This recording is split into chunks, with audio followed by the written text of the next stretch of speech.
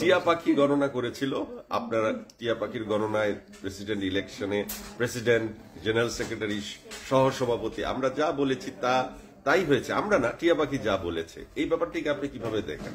এটা আমি আসলে টিয়া পাখি সম্পর্কে অভিজ্ঞতা নাই, এই জন্য আপনি তো দেখেছেন, আপনার প্রতি আমার দ্বারস্থ হতে হবে। আপনি একটা নতুনত্ব জিনিস দেখিয়েছেন, কেন নাজিম শাহরিয়ার জয় মানেই নতুনত্ব সবকিছু। তো এই জিনিসটা এতভাবে সব জায়গায় আলোচিত হয়েছে, সবাই বলেছে টিয়া পাখির গণনা এটি। আমাদের সাথে আজকে তারকা কথনে বসবেন আমাদের প্রিয় শিল্পী সমিতির নির্বাচিত সাধারণ সম্পাদক জায়েদ খান। তিনি এখন মেকআপ নিচ্ছেন। জায়েদ ভাই, কংগ্রেচুলেশনস। থ্যাংক ইউ ভাই। আপনার এখন উপলব্ধি কি? শিল্পীদের উপর সবকিছু ছেড়ে দিয়েছি, শিল্পীদের দিন শেষে তাদের ভালোবাসাই আমার শক্তি। সেটা তো আমরা প্রমাণ পেলাম যে আপনি ভোট পেলেন শিল্পীদের অনেক এবং নির্বাচিত হলেন। পরবর্তীতে নিপুণ আপিল করেছে, সে আপিলেরও নিষ্পত্তি হয়েছে। এরপরে কি আর কোনো নিপুণের আপনার বিরুদ্ধে করার কিছু আছে বা কোনো সম্ভাবনা আছে? সেটা তো সেটা ওনার উপর ডিপেন্ড করবে, আমি তো। বাট আপনি লিগ্যাল যা ওয়ে আছে সবগুলি তো তারা পূর্ণ করেছে, সেখানে তো আপনাকে হারাতে পারেনি। না, সেখানে আর কিছু করার নাই আপাতত, তফসিল এবং সংবিধান অনুযায়ী আর কিছু করার সুযোগ নাই। জায়েদ ভাই, আপনার ভিতর এক ধরনের পরিবর্তন দেখা দিচ্ছে আপনার ব্যক্তিত্ব, কথাবার্তা সবকিছুতে। যে আপনি কি বুঝতে পারছেন যে আপনার এই যে এতবার নির্বাচিত হওয়া, শিল্পীদের ভালোবাসা, সেটি আপনাকে এক ধরনের শক্তি জুগিয়েছে কিংবা আপনার ভিতর এক ধরনের ম্যাচুরিটি গ্রো আপ করেছে? এটা তো ভাই হয়, কারণ মানুষের বয়সের সাথে সাথে তার ম্যাচুরিটি পরিবর্তন হয়, অবস্থান, তারপরে শিল্পীদের প্রতি তার দায়বদ্ধতা, তার দায়িত্ববোধ তাকে অনেকখানি চেঞ্জ করে দেয়। সেটাই হয়তো হচ্ছে আমার। আজকে শিল্পী সমিতির ইলেকশনের পর এই যে টাকা দেওয়া নেওয়া কিংবা চিত্রনায়িকা মুনমুন আপাকে জড়িয়ে কথাবার্তা কিংবা এই যে আপনি একের পর এক অভিযোগের শিকার হচ্ছেন, এটা আপনার কেমন লাগে? মানে এটা কি মনে কষ্ট দেয় আপনাকে নাকি? সহকর্মীদের প্রতি আমার প্রচন্ড অভিমান হয় যে আমরা একটা পরিবার, এগুলো করে কেন নিজেদের সম্মান নিজেরা নষ্ট করবে? সবাই একসঙ্গে থাকি না, নির্বাচনের ফলাফল মেনে 2 বছর তো দেখতে দেখতে আবার নির্বাচন করবে সবাই যে যার ইচ্ছা মতো।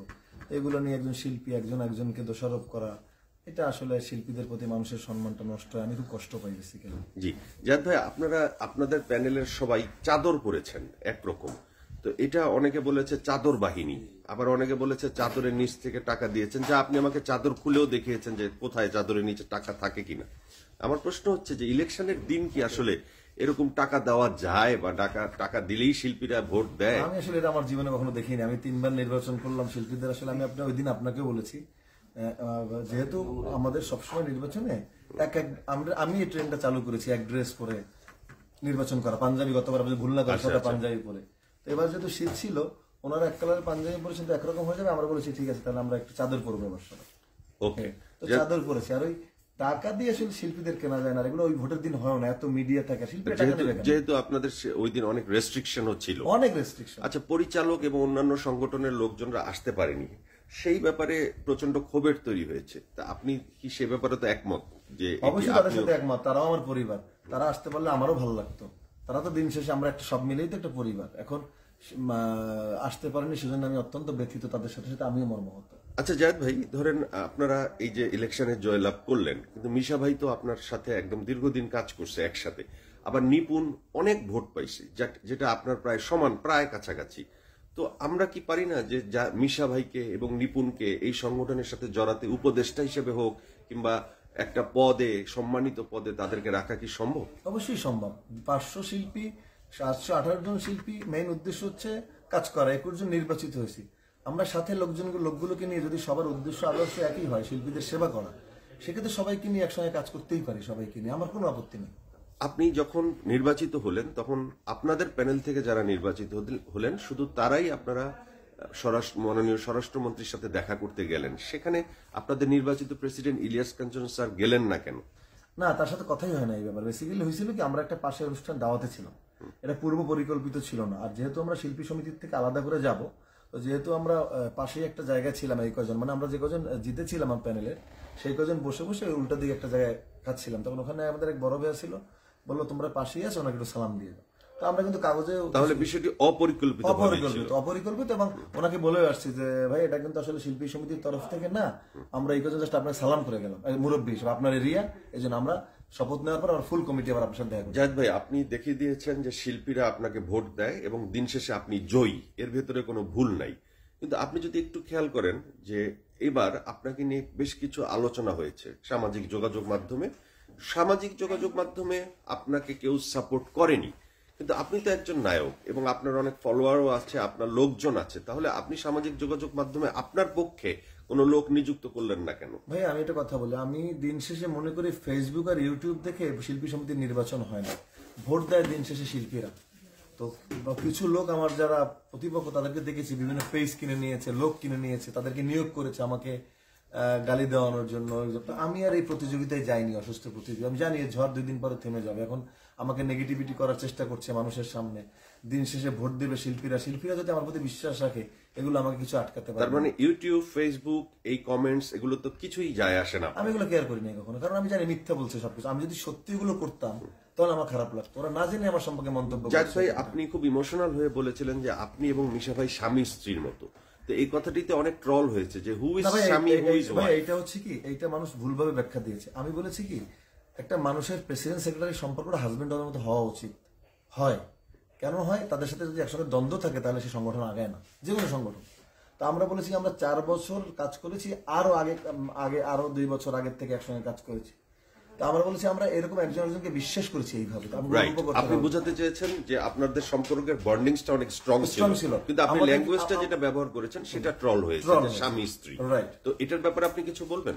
আমি বলবো এই ধরনের মিথ্যা ট্রল না করতে, আমাদের সত্যিকারের কথাগুলো তুলে ধরতে হবে। আর একটা জিনিস ট্রল হয়েছে, আমরা বলেছি কবরিয়াপার লাশ আমরা দাঁড়িয়ে গোসল করেছি। আমার দাঁড়িয়ে এটুকু কেটে লাগিয়ে দেওয়া হয়েছে, আমরা কবরিয়াপাকে গোসল করিয়েছি। একটা পুরুষ ছেলে কখনো এটা মেয়েকে গোসল করাতে পারে না, এটাও কিন্তু একটা ট্রল করেছে লাইন কেটে দিয়ে। না, কিন্তু এখানে তো একটি স্ট্যাটাস প্রথম আলোর জনপ্রিয় সাংবাদিক সেটা মঞ্জুর দেখুন, কাদের উনি জিয়া কখনো- উনি উনি কখনোই আমাদের সাপোর্ট করেনি বা লিগেলটা লেখেনি। সাপোর্ট করা আর সত্য বলা না বলার না, মধ্যে সত্য পার্থক্য বলার আছে। একদিন উনি কিন্তু আর পুরো ভিডিওটা শুনেনি। পুরো ভিডিওটা শুনলে কিন্তু এই কথা বলতো না।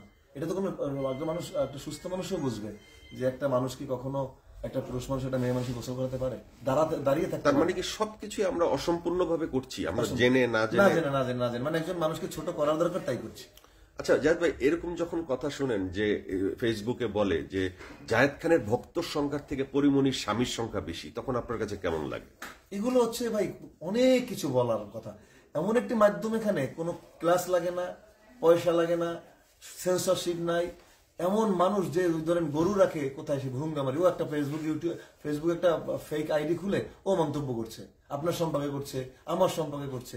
কিন্তু এইগুলো যদি পিছনে ফিরে তাকান তাহলে আপনি সামনের দিকে আগাতে পারবেন না। জাহেদ ভাই, কেন সোশ্যাল মিডিয়াতে তো কাউন্টও করা হয় সোশ্যাল মিডিয়াকে, না, কাউন্ট করা হয় ভাই। তাহলে কেন সবাই আপনার বিপক্ষে? আপনি চলচ্চিত্রের জন্য কাজ করেন, কিন্তু দেশের মানুষ কেন আপনার বিপক্ষে? দেশের মানুষের একটা শ্রেণী, আপনি দেশের মানুষকে তো মূল্যায়ন করতে পারবেন না। যারা ফেসবুক ইউজ করে তার একটা অংশ, আর একটা অংশ শুধু অবজার্ভ করে। ভালো তো লেখে অনেকে। আপনি রেজাল্ট জেতার পরে আবার দেখেন অবস্থান এখানে চেঞ্জ, কালকের থেকে দেখে আবার অনেক কিছু লিখতেছে পক্ষে। এদেশের কিছু মানুষ স্রোতের পক্ষে চলে, পাল উড়িয়ে দেয়। আপনি খারাপ বলবেন, খারাপ বলবেন। আপনি আবার একটা ভালো কিছু দেখাবেন, আপনাকে ভালো লিখবে। কিছু মানুষের সহজতে স্বাভাবিক। আমি আর কালকের থেকে দেখতেছি আমাকে ইনবক্সে ঘুরে ফেলতেছে আমাকে প্রশংসা করে। আমি জানি এটা তাদের ক্যারেক্টারিস্টিক্স। জাহেদ ভাই, এই যে হিরো আলম এফডিসিতে আমরা দেখলাম যে ইলেকশনের আগে সে বেশ সরব ছিল, মুভমেন্ট করেছে তার স্ত্রীকে নিয়ে। সম্প্রতি সে অভিমান করেছে শাহিন সুমনের প্রতি, সিনেমাই করবে না। তো একটি কথা আপনাদের পক্ষে আমি শুনেছি সেখানে, যে জায়েদ খানরা যদি ক্ষমতায় আসে তাহলে হিরো আলমরা সদস্য হবে না। এতে করে একটা জিনিস ভালো হতে পারে যে হিরো আলম যদি প্রেসিডেন্ট ক্যান্ডিডেট হয় নেক্সট টাইম, কেউ কিন্তু বাধা দিতে পারবে না সে সদস্য হয়ে গেলে।